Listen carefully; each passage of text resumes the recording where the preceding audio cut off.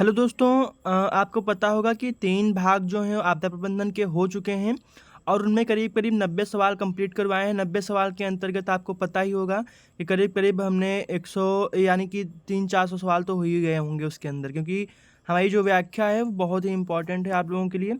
इसमें बहुत सारे क्वेश्चंस जो हैं कवर करवाए जाते हैं। तो हम आज का बिना समय गँवाए स्टार्ट करते हैं। प्रश्न नंबर 91, भारत में सूखा घोषित करने का अंतिम अधिकार किसके पास होता है? ऐसा क्वेश्चन आप लोग देखेंगे तो सोचेंगे कि यार भारत में सूखा है, तो उसका जो आंसर होगा वो हो जाएगा केंद्र सरकार, लेकिन ऐसा नहीं है। ये संबंधित राज्य सरकार का जो होता है ये दायित्व होता है कि भारत में सूखा घोषित करने का अंतिम और विशेषाधिकार राज्य सरकार के पास होता है। राज्य सरकारें कृषि मंत्रालय के दिशा निर्देशों और विभिन्न मापदंडों का आकलन करने के बाद ही आधिकारिक रूप से सूखा घोषित करती हैं। ठीक। प्रश्न नंबर 92, भूकंपीय घटनाओं के दौरान पृथ्वी की सतह पर सबसे अधिक विनाश किस तरंग के कारण होता है? ये भी इम्पोर्टेंट क्वेश्चन है। आपको पता होगा ये सतही तरंगें जो होती हैं, जो कि सरफेस पे होती हैं, तो इनमें एल एंड आर वेव्स ये बोली जाती हैं। इनके द्वारा बहुत ज़्यादा नुकसान होता है। ये आपको इम्पोर्टेंट क्वेश्चन हैं, ये याद होने चाहिए। यद्यपि पी और एस तरंगें सबसे पहले पहुंचती हैं, लेकिन सतही तरंगें ल और रेले इनको बोला जाता है, इसीलिए एल एंड आर बोला जाता है। पृथ्वी की सतह के सबसे करीब चलती हैं और सबसे अधिक आयाम वाली होती हैं, जिसके कारण इमारतों और बुनियादी ढांचों को सबसे ज़्यादा नुकसान होता है। अ, कई बार क्वेश्चन आप लोगों के द्वारा छूट जाते थे हमारे द्वारा, तो उसमें लोगों ने द्वारा बताया गया है, तो मैं उस पर करेक्शन करूँगा, कोई क्वेश्चन छूटने ना पाए।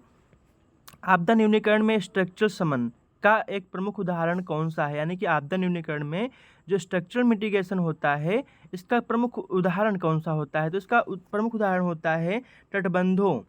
ठीक, तटबंधों और भूकंपरोधी इमारतों का निर्माण, यानी कि पहले से हम लोग प्रिपेयर हो जाते हैं और उसके लिए तैयारी कर लेते हैं, इसलिए इसको बोला जाता है स्ट्रक्चरल समन।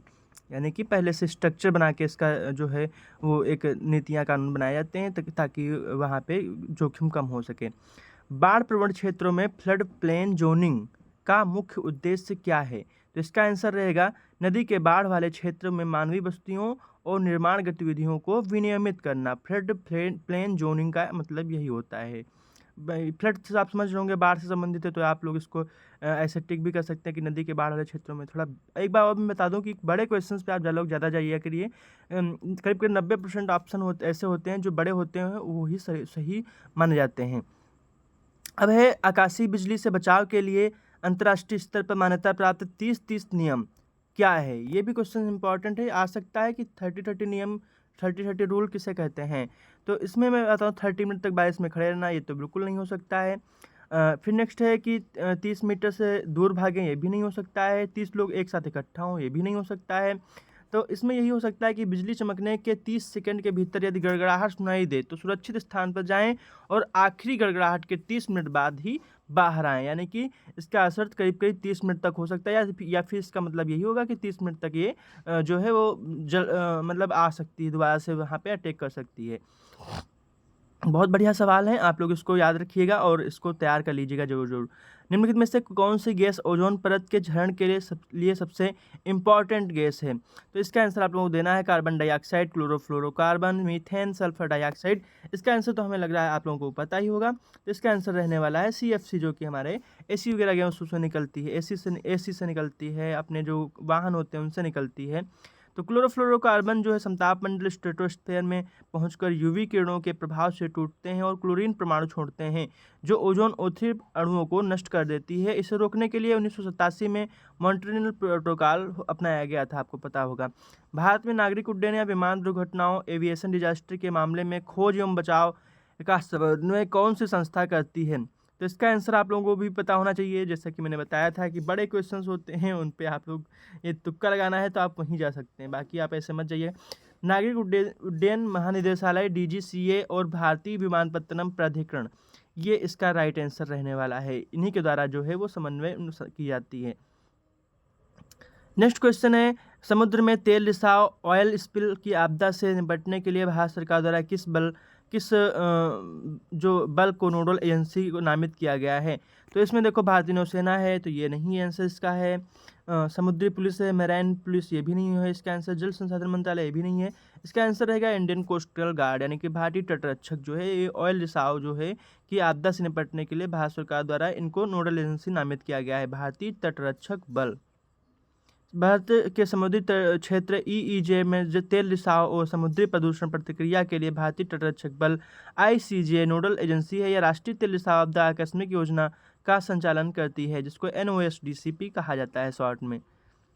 अब हम आते हैं 99 क्वेश्चन पे। तेल रिसाव को साफ करने के लिए ऑयल चेपर तकनीकी का विकास भारत के किस संस्थान द्वारा किया गया है? तो इसका आंसर जो है वो रहेगा the energy and resources institute. इसको TERI बोला जाता है, TERI बोला जाता है। आपको बता दूं कि TERI और जैविक प्रौद्योगिकी विभाग DBT ने मिलकर ऑयल चेपर नामक बैक्टीरिया का एक कॉकटेल विकसित किया है, जो समुद्री या मिट्टी में फैले कच्चे तेल का हाइड्रोकार्बन को खाकर उसे सुरक्षित रूप में से पानी और CO2 में बदल देता है। ये इम्पॉर्टेंट है, और ये जो ऑयल जेपर है ये बहुत इंपॉर्टेंट तकनीकी है, जो कि the energy and resources institute के द्वारा डेवलप की गई है।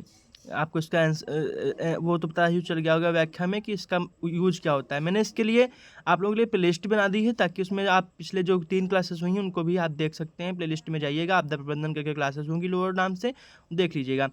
प्रश्न नंबर 100, कोरियोलिस बल जो होता है उष्णकटिबंधीय चक्रवातों के निर्माण में क्या महत्व उसका रहता है? तो आप लोग इसका देखिए, एक बार क्वेश्चन पढ़िए। यह समुद्र के पानी को ठंडा रखता है, यह हवाओं को घुमाव प्रदान करता है जिससे चक्रवात बनता है। तो आपको कोरियोलिस बल के बारे में तो पता होगा, ये एक जो है स्पिन कर देता है पूरा वायु को, ताकि वहाँ पे ऐसे गोल गोल करके घूम जाता है, उसी से चक्रवात का निर्माण हो जाता है। नेक्स्ट क्वेश्चन जो है हम बता दें, पृथ्वी के सॉरी इसको तो हो ही चुका है लगभग।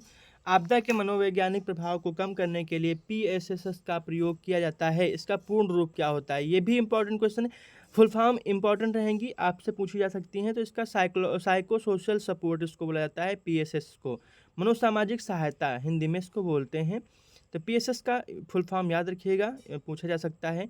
आपदाएं केवल भौतिक नुकसान नहीं पहुंचाती हैं, बल्कि बचे हुए लोगों सर्वाइवर्स में गहरा मानसिक आघात ट्रॉमा जिसको बोलते हैं भी छोड़ती हैं। साइको सोशल सपोर्ट के माध्यम से उन्हें मानसिक सांत्वना, काउंसलिंग और सामान्य जीवन में लौटने के लिए मदद किया जाता है। सारे क्वेश्चन आपदा से रिलेटेड रहे इसमें, और कोई भी क्वेश्चन बाहर से नहीं डाला गया है।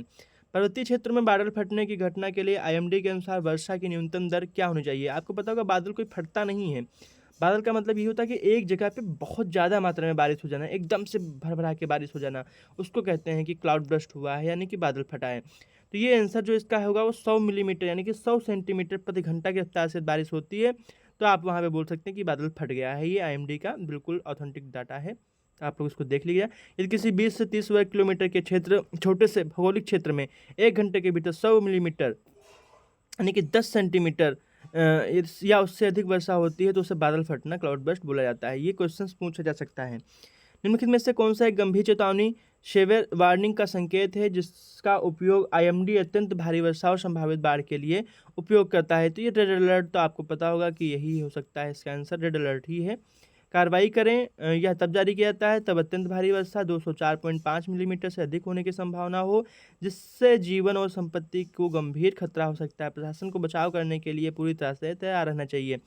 जहरीली गैसों और रसायनों के समय यदि सुरक्षित आश्रय का निर्देश दिया जाए तो आपको क्या करना चाहिए? तो आपको इसका आंसर है तुरंत खुले मैदान की ओर भागना चाहिए, नहीं। छत पर जाकर ताज़ी हवा का इंतजार करना चाहिए, नहीं। बेसमेंट तहखाने में जाकर छिप जाना, बिल्कुल नहीं, ऐसा नहीं है। आपको क्या करना है कि यदि तेल रिसाव हो, ये गैस का रिसाव हो रहा हो, तो आप इमारत के अंदर रहें, सभी खिड़कियां दरवाजे बंद कर लें और AC वेंटिलेशन सिस्टम बंद कर दें, क्योंकि वो बाहर की गैस अंदर की गैस करने लगता है, इसलिए वहाँ पे दिक्कत हो जाती है। तो आप आराम से बैठे रहें और सभी जो खिड़कियाँ दरवाजे बंद कर लें, तो इतनी जल्दी गैस आपके अंदर नहीं पहुँच पाएगी, ठीक। तब तक कुछ ना कुछ सिस्टम हो ही जाएगा। तो आपको एग्जाम लाइव चैनल कैसा लग रहा है कमेंट बॉक्स में आप लोग जरूर बताइएगा। हमारे द्वारा अनेक प्रयास किए जाते हैं। आज एक जो कुछ लोग हैं तो वो आयोग भी गए हुए हैं, सॉरी जनता दरबार भी गए हैं योगी जी से मिलने, गोरखपुर वाले। तो नेक्स्ट क्वेश्चन है 105, आपदा प्रबंधन में मॉक ड्रिल का प्राथमिक उद्देश्य क्या होता है? मॉक ड्रिल तो उद्देश्य का आपको पता होगा कि किसी आपात स्थिति में निपटने की तैयारी का परीक्षण करना और कमियों को पहचानना, ताकि जो कमियां हैं उनको दूर करके सही समय पे उनका उपचार किया जा सके। प्रिपेयर्डनेस इसको बोल सकते हैं कि प्रिपेयर्डनेस का ये हिस्सा होता है। आपदा प्रबंधन अधिनियम 2005 के अनुसार राष्ट्रीय आपदा मोचन NDRF का सामान्य अधीक्षण सुप्रिंटेंडेंस निर्देशन और नियंत्रण किसके पास होता है? तो ये भी आपको पता होगा कि इसका आंसर जो है राष्ट्रीय आपदा प्रबंधन प्राधिकरण एनडीएमए के पास में होता है। एनडीआरएफ कितनी धारा है आपको पता होगा, 44 धारा है ये वाली एनडीआरएफ। अधिनियम की धारा 45 के अनुसार एनडीआरएफ का सामान्य अधीक्षण, निर्देशन और नियंत्रण राष्ट्रीय आपदा प्रबंधन प्राधिकरण एनडीए में निहित होता है। वो धारा 44 उसकी एनडीआरएफ की है, लेकिन ये धारा 45 में ये कहा गया है कि एनडीआरएफ का सामान्य अधीक्षण, निर्देशन और नियंत्रण राष्ट्रीय आपदा प्रबंधन प्राधिकरण एनडीए में के निहित होता है। ओके। रेल दुर्घटनाओं का प्रबंधन के लिए भारत में कौन सा मंत्रालय सीधे तौर पर उत्तरदायी नोडल एजेंसी है? तो ये तो रेल मंत्रालय है, तो रेल मंत्रालय ही होगा, इसमें क्या कोई नया लॉजिक तो है नहीं। 10 क्वेश्चन और लगभग बचे हुए हैं। भूकंपी झुंड अर्थक्वेक स्वाम की घटना को क्या कहते हैं? तो ये भी इम्पोर्टेंट है। एक ही मुख्य भूकंप के बाद आने वाले झटके अर्थशॉक्स, एक विशिष्ट क्षेत्र में थोड़े समय के भीतर कई छोटे भूकंपों का आना, जिनमें एक विशिष्ट मुख्य झटका नहीं होता, यही हो सकता है इसका आंसर, भूकंपी झुंड। यानी कि एक बार में कई जगह, एक ही जगह पे झुंडों में भूकंप आया, उनको भूकंपी झुंड बोल सकते हैं हम लोग। ठीक, अर्थक्वेक स्वाम इनको बोला जाता है। ठीक। चक्रवात से बचाव के लिए तटीय क्षेत्रों में बनाए जाने वाले बहुउद्देशीय चक्रवात आश्रय MPCS का आकार आमतौर पर कैसा होता है, ताकि वे तेज हवाओं का सामना कर सकें? तो ये होता है आपका गोलाकार व अष्टकोणीय। तटीय क्षेत्रों में बनाए जाने वाले बहुउद्देशीय चक्रवात आश्रय जो हैं ऐसे ही बनाए जाते हैं, गोलाकार या अष्टकोणीय, ताकि वो हवा जो है वो लड़के उनके आसानी से बगल से निकल जाए। रेत के बारे में, रेत के बोरे का उपयोग मुख्य रूप से किस प्राकृतिक आपदा के तत्कालीन शमन के लिए किया जाता है? ये आंसर आपको जल्दी से जल्दी देना है। भूकंप, वनाग्नि, बाढ़, सूखा, भूकंप। इसका आंसर आप दे सकते हैं हमारे हिसाब से। इसका आंसर ये होगा, बाढ़ में है। बाढ़ में यदि बालू के भर के हो गई थी तो बाढ़ होगा इसका राइट आंसर। ठीक, बाढ़ में बना देते हैं तो वहाँ पे पानी उससे लड़ता है और वहाँ से वो काट नहीं पाता है। नेक्स्ट है, भारत में राष्ट्रीय संकट प्रबंधन समिति NCMC का अध्यक्ष कौन होता है, जो आपदाओं के दौरान सर्वोच्च प्रशासनिक निकाय के रूप में कार्य करता है?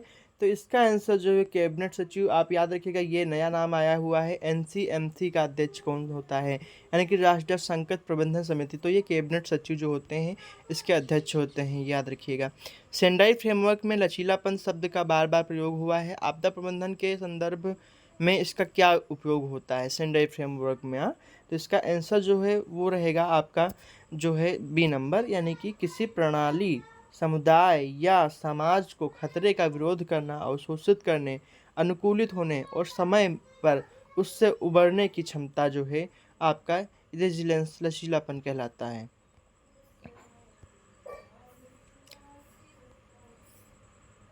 यानी कि जिससे वह आपदा के झटके को सह सके, न्यूनतम नुकसान के साथ कम से कम समय में पुनः अपनी सामान्य स्थिति या उससे बेहतर स्थिति में लौट सके, ऐसा उसका मतलब होता है। अंतर्राष्ट्रीय स्तर पर रेड क्रॉस और रेड क्रिसेंट मूवमेंट का मुख्य उद्देश्य क्या होता है? तो ये भी इम्पोर्टेंट क्वेश्चन रहने वाला है। तो इसका आंसर जो रहेगा वो रहेगा मानवीय पीड़ा को रोकना और कम करना, विशेषकर युद्ध और आपदाओं के दौरान रेड क्रॉस मूवमेंट होता है। रेड क्रॉस एक अंतर्राष्ट्रीय मानवीय नेटवर्क है। इसका मुख्य उद्देश्य दुनिया भर में आपदाओं, प्राकृतिक या मानव निर्मित और सशस्त्र संघर्षों के दौरान घायलों और पीड़ितों को निष्पक्ष चिकित्सा एवं राहत सहायता प्रदान करना। भूस्खलन को रोकने के लिए पहाड़ों के ढलानों पर सीढ़ीनुमा खेत, टेरेस फार्मिंग जो है वृक्षारोपण करना किस प्रकार का उपयोग होता है? तो ये उपयोग जो है जैविक पारिस्थितिकी समन के तहत रख सकते हैं इसको हम। हाँ, यही आंसर है। पेड़ों की जड़ों को मिट्टी को बांध कर रखती हैं और सीढ़ीनुमा खेती पानी के साथ बहाव को धीमा कर देती हैं। यह प्रकृति का आधारित समाधान, नेचुरल बेस्ड सोल्यूशन है, जिसे जैविक या पारिस्थितिकी समन कहा जाता है। भारत में हीट वेव से होने वाले मौतों को आधिकारिक तौर पर किस आपदा प्रतिक्रिया कोष SDRF के तहत अधिसूचित माना जाता है? तो इसका जो राइट आंसर आपको मैं बता दूं, तो इसका राइट आंसर आपका होने वाला है ए। इसे SDRF के तहत कवर नहीं किया जाता है। केवल कुछ राज्यों और कुछ राज्य विशिष्ट आपदा मानते हैं, वहाँ पे हीट वेव इनको माना जाता है। वर्तमान में भारत सरकार ने हीट वेव को SDRF NDRF की राष्ट्रीय अधिसूचित आपदाओं की सूची में 12 आपदाएं में शामिल नहीं किया है। हालांकि राज्य सरकारें अपने SDRF बजट का 10% राज्य विशिष्ट स्थानीय आपदाओं जैसे लू के लिए उपयोग कर सकती हैं, यानी कि राज्य चाहें तो इसमें वार कर सकती हैं। कैंसर का इसको अपने उसमें जो नियम है उसमें नहीं लागू करा जाता है। कोविड-19 के दौरान इन्फोडेमिक शब्द बहुत चर्चा में रहा है। इसका क्या अर्थ है? इसका अर्थ जो कोविड-19 के दौरान इन्फोडेमिक शब्द चर्चा में रहा था, इसका उद्देश्य क्या होता है? इसका उद्देश्य होता है किसी समस्या, महामारी के दौरान गलत सूचनाओं, मिसइन्फॉर्मेशन, फेक न्यूज़, अफ़वाहों को अत्यधिक प्रसार होना इन्फोडेमिक कहलाता है। यानी कि गलत तरीके से उसको पेश करना, जैसे कि फेक न्यूज़ फैलाना, ये इन्फोडेमिक कहलाता है। यानी कि इन्फॉर्मेशन प्लस एपिडेमिक, इनका शॉर्ट नेम इन्फोडेमिक बोला जाता है। वैसे जहाँ किसी संकट के समय सटीक और गलत दोनों तरह की सूचनाओं की बाढ़ आ जाती है, जैसे कि अपने न्यूज़ द्वारा किया गया था। इससे लोगों में घबराहट बढ़ती है और स्वास्थ्य एजेंसियों के लिए सही दिशा निर्देश लागू करना कठिन हो जाता है। आपदा प्रबंधन में सही संचार बहुत महत्वपूर्ण होता है। इसको न्यूज़ एंकर्स जो थे उनको समझना चाहिए था, जबकि वो लोग ऐसा बनाते थे माहौल कि कोविड आ गया, अब कोई नहीं बचेगा, पूरी दुनिया ख़त्म हो जाएगी, ऐसे वहाँ पे बोले जाते थे नारे। निम्नलिखित में से कौन सा एक गैसीय अग्निशामक है, गैसियस फायर एक्सटिंग्विशर है जो सर्वर रूम और इलेक्ट्रॉनिक उपकरणों की आग बुझाने के लिए सबसे उपयुक्त है, क्योंकि यह कोई अवशेष नहीं छोड़ता है। तो इसका आंसर जो रहने वाला है वो कार्बन डाइऑक्साइड रहने वाला है, यही सबसे बेस्ट इसका आंसर रह सकता है। CO2 अग्निशामक ऑक्सीजन को विस्थापित करके और आग को ठंडा करने का काम करता है। यह गैर प्रवाहकीय, नॉन कंडक्टिव और आग बुझाने के बाद हवा में उड़ जाता है और गंदा अवशेष नहीं छोड़ता है, इसलिए महंगे सर्वर और इलेक्ट्रॉनिक के लिए सबसे अच्छा माना जाता है। आपदा प्रबंधन, आपदा के पुनर्वास और पुनर्निर्माण के बीच मुख्य अंतर क्या रहने वाला है? तो इसका आंसर रहेगा बी। पुनर्वास का अर्थ है जीवन को फिर से पटरी पर लाना, जैसे आजीविका बहाल करना, जबकि पुनर्निर्माण का अर्थ होता है, ये पुनर्वास और पुनर्निर्माण से पूछे जा सकते हैं। पुनर्निर्माण का अंतर होता है भौतिक बुनियादी ढांचे, इमारती, सड़कों का फिर से निर्माण करना, ये हो सकता है पुनर्निर्माण का। इम्पॉर्टेंट है ये क्वेश्चंस। पुनर्वास मुख्य रूप से सामाजिक आर्थिक पहलुओं पर केंद्रित होता है, जैसे आघात से उबरना, आजीविका के साधन प्रदान करना, जबकि पुनर्निर्माण पूरी तरह से टूटे हुए घरों, स्कूलों, अस्पतालों और सड़कों को भौतिक रूप से फिर से बनाना। सर्च एंड रेस्क्यू, खोज एवं बचाव कार्य के दौरान गोल्डन आवर का महत्व क्या होता है? तो इसका महत्व जो है वो रहेगा, यह घटना के तुरंत बाद वह अमूल्य शुरुआती समय आमतौर पर पहला घंटा होता है, जिसके बाद त्वरित चिकित्सा बचाव मिल जाए तो जान बचाने के लिए संभावना सबसे अधिक हो जाती है। फर्स्ट एड में ये अंतर्गत आता है। नंबर 120 नंबर लास्ट क्वेश्चन आज का। भारत में शहरी बाढ़ों की समस्या को कम करने के लिए स्पंज सिटी की अवधारणा क्या है? स्पंज सिटी जो कि शहरी बाढ़ को कम करने में बहुत ही अहम भूमिका निभाती है। तो इसका आंसर रहने वाला है शहर के बुनियादी ढांचों को ऐसा बनाना जो वर्षा जल को सोख सकें, जमा कर सकें और उसका पुनः उपयोग कर सकें, जैसे पोरस सड़कें, रेन गार्डन, ETC। ये इसका राइट आंसर रहेगा। तो आपको पता होगा कि एग्ज़ाम लाइफ जो है आप लोगों के लिए निरंतर हर एक अच्छे मुहिम जो है लेकर आया करता है। तो आप लोग भी अभी चैनल को सब्सक्राइब नहीं किए हैं, कर लीजिए। यूट्यूब चैनल को भी सब्सक्राइब कर लीजिए, टेलीग्राम चैनल को भी सब्सक्राइब कर लीजिए, ताकि आप लोगों के लिए जो भी इम्पोर्टेंट खबरें हों वह वहाँ तक पहुँचाई जा सकें। तो मिलेंगे अगले वीडियो में, तब तक के लिए जय हिंद, जय भारत।